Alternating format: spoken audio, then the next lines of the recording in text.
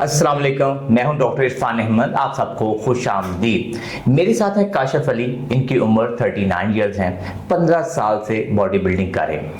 पिछले 2 माह में इन्होंने कुछ अपनी ट्रेनिंग टेक्निक चेंज की। उसके बाद इन्होंने रियलाइज़ किया कि मेरी नी में पेन है, मुझे ज़मीन पे बैठना मुश्किल हो जाता है, मेरी नमाज पढ़ना काफ़ी चैलेंजिंग है। हमने सोचा कि इन्होंने मेरे साथ एक अपॉइंटमेंट बुक की, तो मैंने ये सोचा क्यों ना एक तो हम उनके साथ डिस्कशन करें कि उनको पेन की नोयत कैसी है, वो क्या डिफ़िकल्टी फेस कर रहे हैं, और साइड बाय साइड वीडियो के आखिर में हम इनकी पूरी एक्सरसाइज की रूटीन आपके साथ शेयर करेंगे, पेन रिलीफ एक्सरसाइजेज देंगे और आपको ये बताएंगे क्या इनकी नी की पेन इतनी बुरी है कि इनको ट्रेनिंग छोड़ देनी चाहिए। तो आइए इस वीडियो को स्टार्ट करते हैं। जी काशिफ, बताइए कब से आपको ये दर्द है? डॉक्टर साहब, ये मुझे दर्द कोई लास्ट 2 मंथ्स, जैसे कि आपने कहा कि मैं एक्सरसाइज कर रहा हूँ from last 15 years. By profession I am a banker, तो हमें होता है कि हम ऑर्गेनाइजेशंस को, बैंक को रिप्रेजेंट करते हैं, तो we need to stay fit. सही। तो 15 साल से मैं एक्सरसाइज तो कर रहा हूँ, लेकिन लास्ट 2 मंथ से मैंने एक्सरसाइज में अपनी रूटीन ये चेंज की कि मैंने जो बॉडी पार्ट्स थे, पहले मैं सिंगल बॉडी पार्ट कर रहा था एक्सरसाइज इन अ डे, तो मैंने 2 बॉडी पार्ट्स और लेग्स के ऊपर मैंने थोड़ा सा फोकस करते हुए उनको किया। वीक में 2 टाइम्स लेग्स पे मैं फोकस कर रहा था। सही।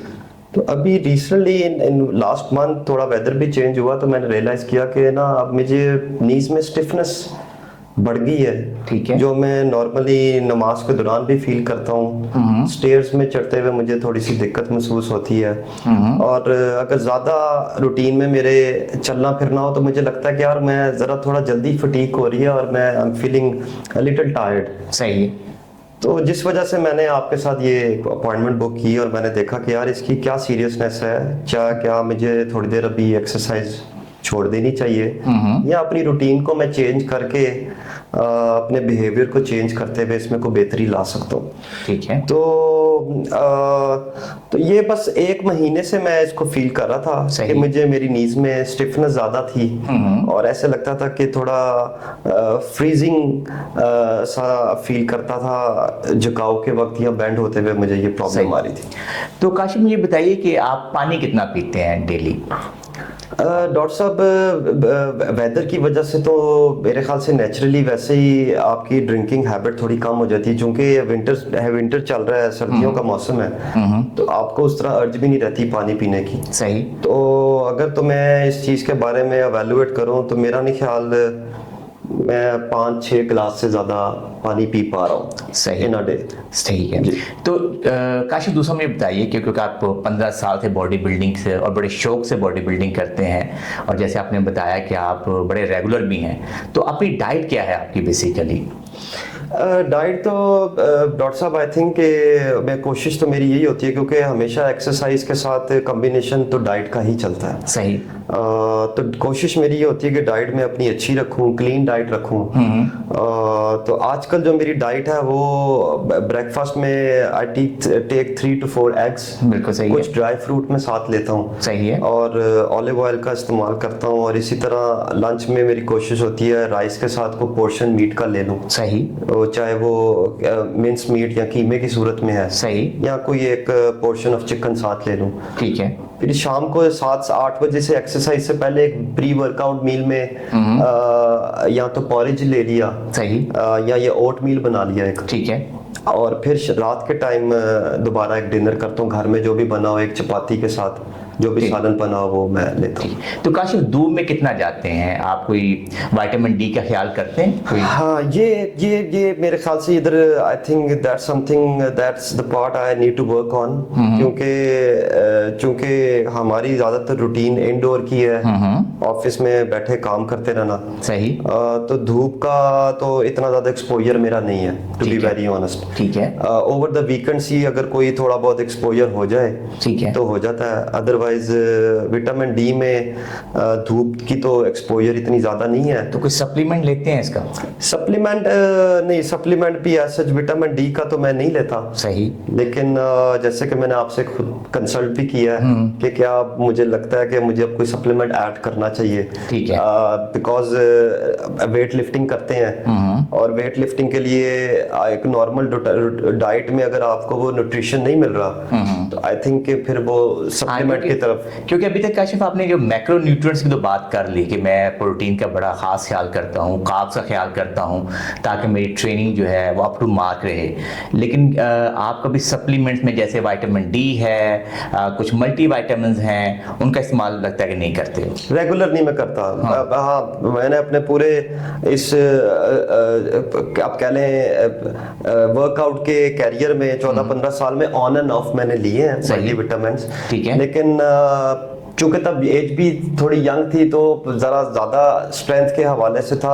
अब आई थिंक एज के साथ साथ आपको फिर कोई रेगुलर बेसिस पे शायद ये मुझे ऐड करनी पड़े, जो मैं अब समझता हूँ कि मुझे ऐड करनी चाहिए। ठीक है, तो आपने बताया कि बड़ा रेगुलर आप ट्रेनिंग करते हो और आपको पेन भी है लेकिन फिर भी ट्रेनिंग करते जा रहे हो, तो क्या वजह है, आपको क्यों इतनी ट्रेनिंग पसंद है? डॉक्टर साहब, इसकी वजह यह है कि मैं इसको इसी तरह कहता हूँ कि आपको जैसे समझे किसी चीज़ के साथ बॉडी आपकी इम्यून हो जाती है। सही। मैं इसकी एग्जांपल ये दूंगा कि कुछ लोगों को चाय की बड़ी आदत है कि वो कहते हैं कि जी हम चाय के बगैर नहीं रह सकते। जो स्मोकर्स हैं वो स्मोकिंग के बगैर नहीं उनको होता है। तो हम जैसे लोग जो एक्सरसाइज के साथ इतनी देर से अटैच हो जाएं तो इट्स वेरी हार्ड, क्योंकि आपका बॉडी बिहेवियर उस खाने का, सोने का, सारे पैटर्न, बॉडी क्लॉक जो है वो उस एक्सरसाइज के मुताबिक सेट हो गई होती है। बिल्कुल सही है। तो ये बड़ा मुश्किल है मेरे लिए। इवन ऑल्दो मैं ट्रैवल भी करता हूँ अपने प्रोफेशनल लाइफ में, अपनी जॉब के सिलसिले में मुझे ट्रैवल करना पड़ता है। तो मेरी ख्वाहिश यही होती है कि मैं अगर ट्रैवल भी करूँ तो वहाँ से भी कुछ थोड़ा सा टाइम निकाल के मैं जिस होटल में स्टे कर रहा हूँ, जिम में थोड़ा सा मैं चला जाऊँ, वर्कआउट कर लूँ। क्योंकि ये मेरी नज़र में ना सारे दिन की जो आपकी थकन है वो अगर आप ये वर्कआउट कर लें तो ये आपको ये चीज़ फ्रेश कर देगी। इसमें कोई शक नहीं है कि दुनिया की अगर जो एडिक्शन की बात की जाए तो कहा जाता है सबसे one of the best addiction जो है वो एक्सरसाइज है। ठीक है, अब वीडियो के नेक्स्ट पार्ट के अंदर हम काशिफ की असेसमेंट करते हैं और आपको ये बताते हैं कि काशिफ की जो नी की पेन है वो किस नोयत की है और कितनी देर में ठीक हो सकती है। काशिफ, सबसे पहले तो हमें अपनी टांग को बेंड करके दिखाइए प्लीज। एक टांग को बेंड करें, बेंड करें। अच्छा, मुझे बताओ बेंड करने में कहाँ पे दर्द है आपको? हाथ लगा के बता सकते हैं? ये नी कैप में दर्द है। नी कैप में दर्द है। वापस लिए, दूसरी टांग को बेंड करें तो यहां पे भी यही करके दर्द आती है। ठीक है, वापस आ जाए। ठीक है, नी को बेंड करते हैं काशिफ। अब बिल्कुल रिलैक्स हुई। अब मैंने जब किया, कितनी की दर्द है इसके अंदर? नहीं, बहुत ज्यादा दर्द नहीं है। बहुत ज्यादा दर्द नहीं। ठीक है, वापस आ जाते हैं, दूसरा को बेंड करते हैं। और आप कितनी दर्द है? नहीं। ठीक है, काशिफ साहब बैठो जरा प्लीज। आप मुझे अत्ताहियात में बैठने की कोशिश करके दिखाएं जरा, जो आपका मेन मसला आ रहा है। हाँ, देखते हैं देखते हैं देखते हैं। शायद ये आपका, हाँ जी, इसमें आता है। ठीक है, यहाँ पर मसला है, यहाँ पे मसला आता है। ठीक है, आओ लेट जाओ।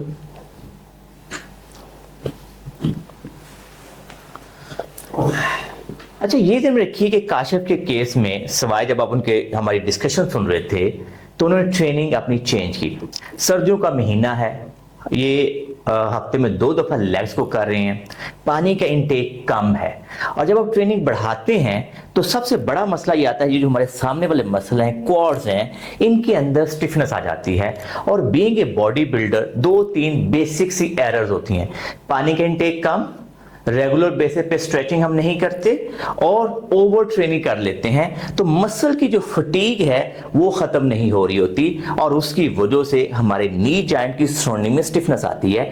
और ये बड़ा कॉमन कंप्लेंट है जो लोग बॉडी बिल्डर हैं, जिम्नास्टिक करते हैं, जो लोग बेसिकली कोई भी अग्रेसिव ट्रेनिंग करते हैं, बैडमिंटन खेलते हैं, स्क्वाश खेलते हैं, तो उन सब ये देखेंगे तो वो सबसे बड़ी ये कंप्लेंट करेंगे कि हमें सर्दियों के अंदर अत्ताहियात में बैठने में, इंडियन टॉयलेट को इस्तेमाल करने में मसला पेश आ रहा है। तो इसका मतलब यह कि उनके मसल की फटीग है, मसल के अंदर स्टिफनेस है, उसको कम करने की जरूरत होती है। उसलिए बहुत सिंपल और सादा स्ट्रेटेजी काशिफ के केस में मैं इनसे कह रहा हूं कि आपने क्या करना है, नंबर 1 कि पानी का इंटेक कोशिश करें कि 10 से 12 गिलास लाजमी पिएं।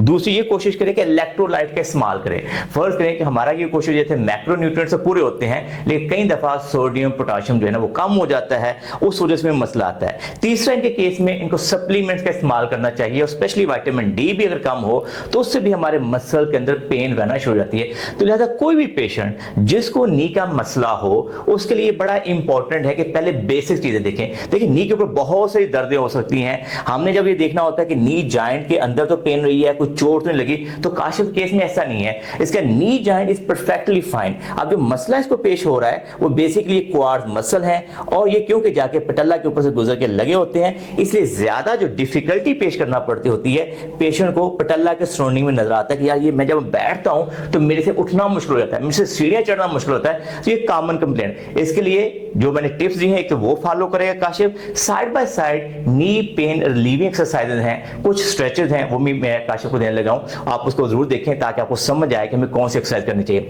काशिफ सबसे पहली जो अपनी एक्सरसाइज करनी है, मसल टाइट करना है और छोड़ देना है, ठीक है, मसल टाइट करना है। ये बहुत सिंपल सी एक्सरसाइज है, इससे ये फायदा होगा कि जो आपको लगता है ना पटल्ला के नीचे स्टिफनेस आ रही है उसमें कमी आएगी। साइड बाय साइड जब हम बहुत हैवी ट्रेनिंग करते हैं तो उसका नुकसान ये होता है कि हमारे जॉइंट में ल्यूब्रिकेशन नहीं होती। तो आपने इसको समझ लें कि जॉइंट ल्यूब्रिकेशन वाली एक्सरसाइज है, हमारी पटल्ला की जो ये वाली चीज है उसमें ल्यूब्रिकेशन आएगी। मसल टाइट करो और छोड़ो, मसल टाइट करो और छोड़ो, ठीक है। तो ये नंबर 1 एक्सरसाइज होगी। नंबर 2, टांग को बेंड करो, फोल्ड करो, बड़े आराम से बेंड किया और फिर सीधा किया, वापस ले जाए, फिर बेंड करो और अच्छा सा बेंड करो और फिर वापस ले जाओ। आपने सुबह शाम 15 से 20 दफा ये करना है, मकसद ये कि जॉइंट हमारा ल्यूब्रिकेट हो जाए। एंड नंबर 3, पांव खींचा, नी प्रेस करें, टांग को सीधा ऊपर उठाएं और इसको 5 से 6 सेकंड का होल्ड करें, ठीक है ना। तो आपने ये देखा कि जब आपने उठाया तो ये मसल ने क्रैम्प की है, स्टिफनेस की है, तो 5 से 6 सेकंड का आपने इसको होल्ड करना है। ये हमारी नंबर 3 एक्सरसाइज होगी। इसके बाद आप साइड पे लेट जाओ प्लीज, साइड पे लेटो, और आपने ये डेली 5 से 10 स्ट्रेच जरूर लाजमी करने। ये देखने हैं, ये पकड़ो, खींचो आराम से, इसको बिल्कुल इजी होल्ड करके रखना है और फिर आराम से वापस ले जाना है, ठीक है। फिर बेंड करो। तो ये दोनों टांगों पे आपने ये स्ट्रेचेस लाजमी करने हैं, ठीक है ना। ये वापस आ जाए, आप सीधा हो जाए। तो ये ध्यान रखिए कि काशिफ को सेकंड एडवाइस ये कि जब ये अपना बॉडी बिल्डिंग वर्कआउट करता है तो ये कोशिश करेगा कि पहले वार्म अप करेगा और अपने लेग्स के स्ट्रेचेस को पूरा करेगा। स्ट्रेच करके सेकंड आप ये कोशिश करेगा कि क्यों कभी इसको पेन आ गई है तो ये हफ्ते में एक दफा ट्रेनिंग करेगा ताकि फटीग में न जाए, और आइडियली ये 2 से 3 हफ्ते लेग का जो वर्कआउट है वो 50% कम कर देगा, और फिर 2 हफ्तों के बाद जब इसकी सोरनेस खत्म होगी तो ये फुल वर्कआउट कर सकता है। ये ध्यान रखिए कि नी की हर पेन बुरी पेन नहीं होती। ये काशिफ की जो पेन है ये बेसिकली माइल्ड सी मसल स्टिफनेस की पेन है जो किसकी ट्रेनिंग एरर से जो आई है, और जब ये टेक्निक सही करेगा उससे बेहतर हो जाएगी। और आप लोगों को भी नी का कोई मसला है तो कोशिश ये करें कि अपने सराउंडिंग में एक अच्छे फिजियोथेरेपिस्ट को विजिट करें जो स्पोर्ट्स को समझता हो। तो कई दफा हम लोग घबरा जाते हैं कि पता नहीं नी आर्थराइटिस की पेन है, पता नहीं है किससे हमारा दोबारा से हम ट्रेनिंग सही कर सकते हैं नहीं कर सकते। जैसे काशिफ की माइंड में यही था कि मैं शायद ट्रेनिंग छोड़ दूं, तो ऐसा कुछ नहीं है। मैं उम्मीद करता हूं कि नी पेन रिलीफ के ऊपर आपको हमारी वीडियो पसंद आई होगी। और आपको ये वीडियो पसंद आई है तो इसको लाइक और शेयर कीजिए, हमारे चैनल को सब्सक्राइब कीजिए और बेल आइकन को जरूर क्लिक कीजिए ताकि आप हमारी नई वीडियोस के बारे में आगाही हो। अल्लाह हम सबका हामी नासर हो। अल्लाह हाफिज।